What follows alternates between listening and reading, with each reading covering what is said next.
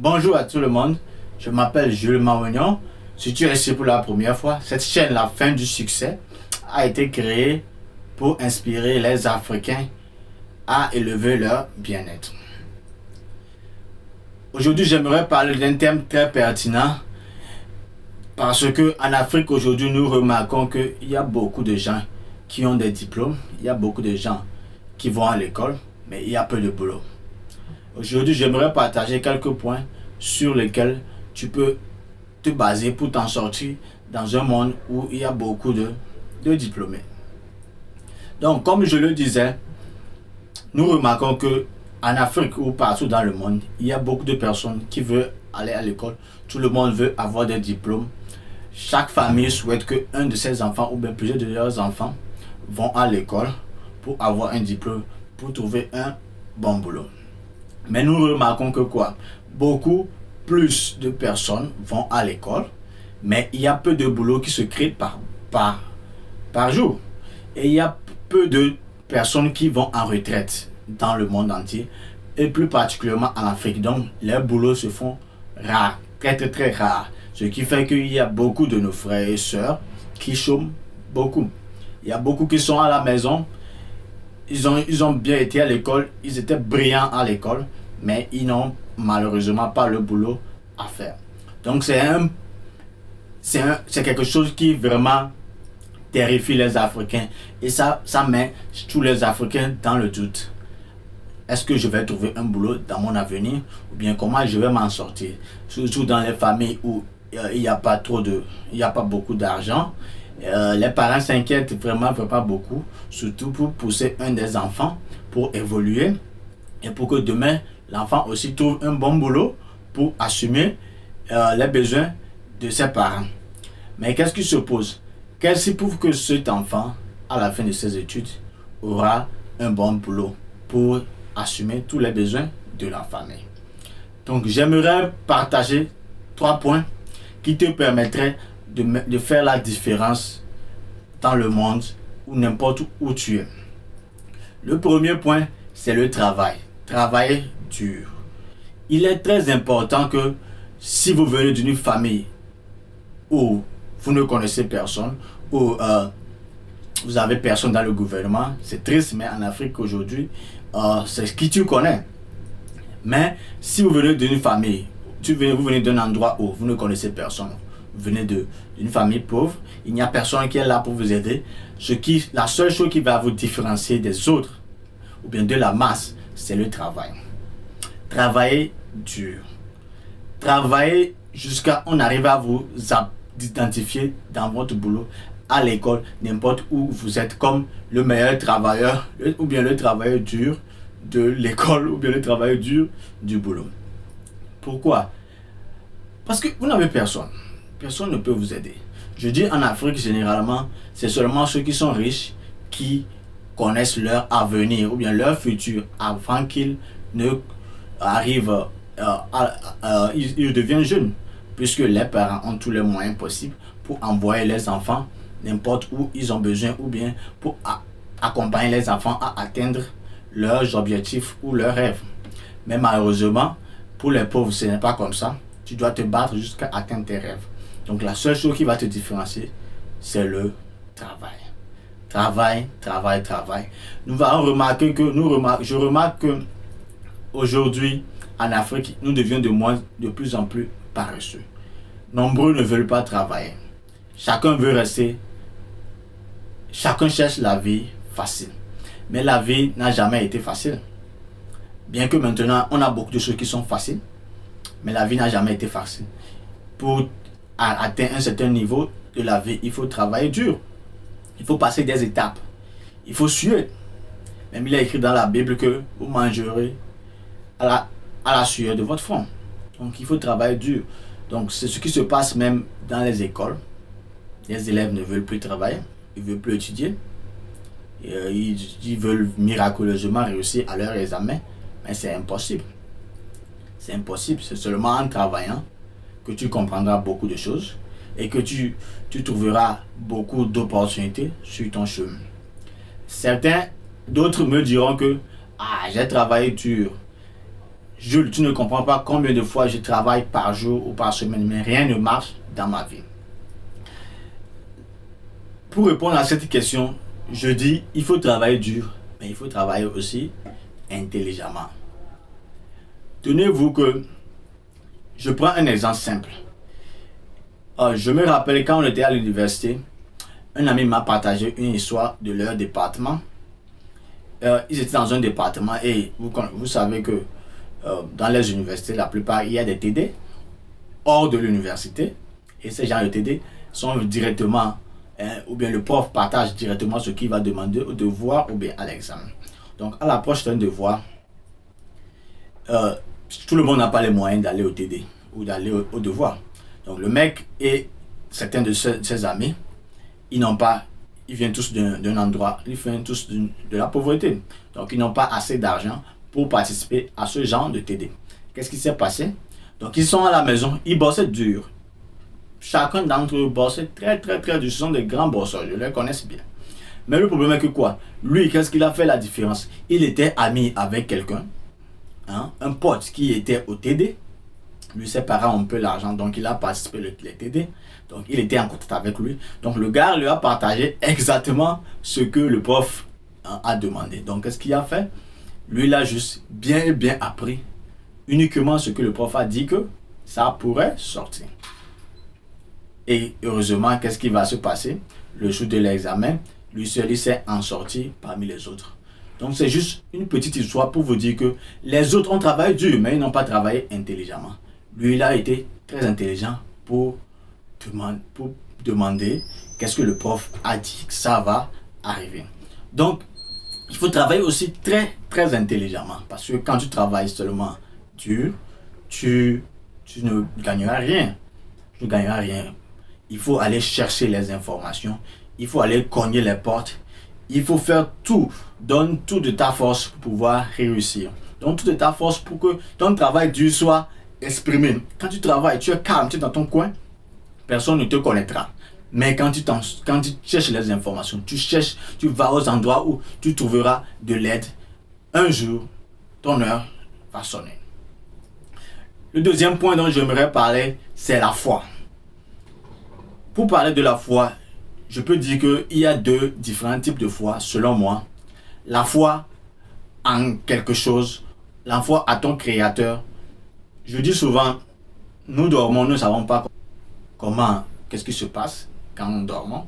Donc ça veut dire qu'il y a toujours une force quelque part qui contrôle la nature. Un arbre, tu mets une graine dans le sol après quelques jours, quelques mois. Tu ne sais pas quand ça va germer, mais après quelques jours, ça pousse et ça donne des fruits et nous mangeons. Mais nous ne savons pas quelle force donne. Même les scientifiques ne savent pas. Donc il y a toujours quelque chose sur lequel nous dépendons. Donc, c'est ça que certains appellent Dieu, certains appellent Allah, et d'autres sont bouddhistes, d'autres l'appellent la nature, l'univers. Peu importe ce en quoi tu crois, j'aimerais te dire que la foi est très importante dans la réussite. Comme je le dis souvent, il faut travailler, comme Dieu n'existe pas. Et quoi? Prier comme seul Dieu est ton sauveur. C'est ça qui fera la différence. Parce qu'il y a parfois des chances qui s'ouvrent. Mais si tu ne crois pas à ton Dieu, à l'univers ou à quoi, peu importe à ce que tu crois, il te donnera la force, il te donnera l'énergie, il te donnera l'inspiration. Parfois c'est dans le sommeil, tu rêveras de quelque chose et tu prendras ce chemin qui sera la solution dans ta vie. Donc, il faut vraiment avoir la foi. Si vous allez à l'église, priez énormément. Si vous allez à la mosquée, priez aussi. Priez seulement. Priez. Si c'est l'univers, demandez, soyez. La foi, c'est une croyance. C'est une croyance qui te dit que j'ai la foi, j'ai la croyance, je crois en quelque chose. Quelles qu'en soient les difficultés, je trouverai un chemin pour y arriver. Quelles qu'en soient les difficultés, mon Dieu, mon Créateur, me trouvera un chemin pour arriver à mes objectifs. Donc ça te pousse chaque fois, quelles qu'en soient les difficultés, quels qu'en soient les moments que tu passes, tu continues toujours par te battre pour atteindre tes objectifs. Parce que tu as une force en toi, la foi en toi qui te pousse à gagner ta vie. La deuxième partie de la foi dont j'aimerais parler, c'est la foi en toi. C'est ça un grand problème.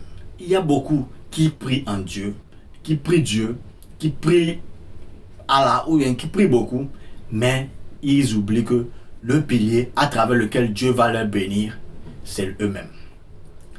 Imagine que tu pries, mais tu ne travailles pas. Tu ne cherches pas les informations.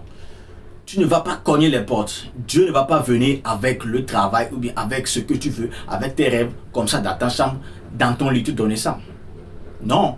Donc c'est ce qui trouble beaucoup de nos frères, nos sœurs. Mes frères, mes sœurs qui dorment à l'église, qui prient beaucoup mais ne font rien. L'église a traumatisé beaucoup de personnes qui restent tout le temps à l'église, tout le temps dans la Bible, tout le temps à prier, mais oublient que la différence, ou bien à travers qui Dieu va leur parler, c'est seulement à travers les hommes, à travers eux-mêmes, Dieu peut leur parler. Donc, malgré ta prière, aie foi en toi, aie une croyance en toi. Dis-toi que celui que j'adore a une force en moi qui me montrera toujours le chemin, n'importe où je vais. Qui me montrera le chemin, quel qu'en soit ce que je veux accomplir. Donc, aie foi en toi, crois vraiment en toi, donne-toi confiance. Dis-toi que rien ne peut t'arrêter. Tu peux tout faire dans la vie si tu veux. Parce que tu es sûr que tu travailles bien tu travailles Dieu et tu pries aussi beaucoup. Donc, aie confiance en toi. Il y a beaucoup de personnes qui prient beaucoup Dieu, mais ils n'ont pas la confiance en eux pour aller à certains endroits où ils trouveront peut-être celui qui va les aider, où ils trouveront leur sauveur, où ils trouveront un boulot. Ils n'ont pas la confiance. Ou bien certains, ils prient beaucoup, mais au cours d'une interview, ils n'ont pas la confiance, ils n'ont pas la foi en eux que ce genre de boulot, je peux l'avoir. Donc, je t'invite aujourd'hui à avoir vraiment la foi en toi. Parce que c'est à travers toi que Dieu te bénira. La troisième chose dont j'aimerais parler, c'est la persévérance. Mon frère, ma soeur, quel qu'en soit ce que tu fais, tu échoueras. Il y aura toujours des endroits où tu échoueras. Il y aura toujours des endroits où quelqu'un va profiter de toi. Il y aura toujours des endroits où on va te tricher. C'est normal, surtout quand tu viens d'un endroit pauvre. C'est normal, on va te toucher. Mais ne baisse jamais le bras. N'abandonne jamais à tes rêves. Continue toujours pas à te battre. Continue toujours pas à persévérer. Ton travail et ton Dieu, ou bien ce en quoi tu crois, te délivrera toujours. Donc ne baisse jamais les bras. Ce que je me dis tout le temps, si tu abandonnes maintenant, on connaît déjà ton résultat. C'est que tu es un échec. Mais si tu n'abandonnes jamais, il se peut que tu peux réussir un jour. Rien n'est sûr. Donc, n'arrête jamais de te battre. Continue toujours par te battre. Beaucoup de personnes perdent l'espoir. Surtout quand tu as beaucoup d'échecs. Tu penses que tu es nul dans cette vie. Tu n'as pas ta place dans cette vie. Tu penses que la vie est contre toi. Pourquoi c'est à moi seulement qui arrive toujours l'échec? Pourquoi c'est moi seulement qui n'a jamais la chance? Non. N'abandonne jamais. Chaque fois que tu as des difficultés, rappelle-toi pourquoi tu as commencé. C'est très important de connaître pourquoi tu as commencé. Parce que quand tu connais pourquoi tu as commencé, quelles qu'en soient les difficultés, tu n'abandonneras pas.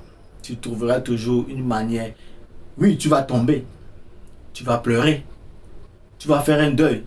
Mais ne fais pas un deuil pendant des années. Ne fais pas un deuil pendant un mois. Après, réveille-toi, lève-toi et continue pas à marcher. C'est en marchant que le secours viendra. C'est en toujours pas cognant les portes que le secours viendra. C'est toujours en te battant, c'est toujours en cherchant que tu trouveras toujours le bonheur ou bien ce que tu cherches dans la vie. Donc, n'abandonnez pas. N'abandonnez jamais, jamais, jamais. Parce que quand vous abandonnez, vous connaîtrez, on pourra déjà déduire votre résultat. Mais si vous n'abandonnez jamais, il se peut que vous allez réussir. Donc, c'est avec ces trois piliers, je pense que tout le monde peut construire son futur. Nous sommes l'architecte de notre futur. C'est à travers nous seulement que notre futur sera bien dessiné. Ça ne veut pas dire que le futur sera facile. Non, surtout quand tu viens des endroits pauvres. L'avenir ou bien la réussite n'est pas assez facile. Mais si tu continues toujours pas à te battre, tu feras toujours la différence parmi un grand nombre. Donc, n'abandonne pas, travaille dur, aie la foi et toutes les portes s'ouvriront à toi. Donc, dis-moi dans les commentaires qu'est-ce que tu penses de cette vidéo. Dis-moi si j'ai oublié un pilier sur lequel nous pouvons nous baser pour construire notre avenir, pour bien construire notre futur. N'hésite pas de me dire dans les commentaires. Et dis-moi dans les commentaires, parmi ces 3 piliers, lequel t'a le plus parlé et pourquoi ça t'a plus parlé. Merci d'avoir suivi cette vidéo. Si tu es ici pour la première fois, abonne-toi à la chaîne pour avoir plusieurs vidéos de la sorte. N'oublie pas de nous donner le pouce bleu, like la vidéo si tu as aimé et partage entre tes amis. Encore une fois, merci beaucoup et on se retrouve dans les prochaines vidéos. Ciao.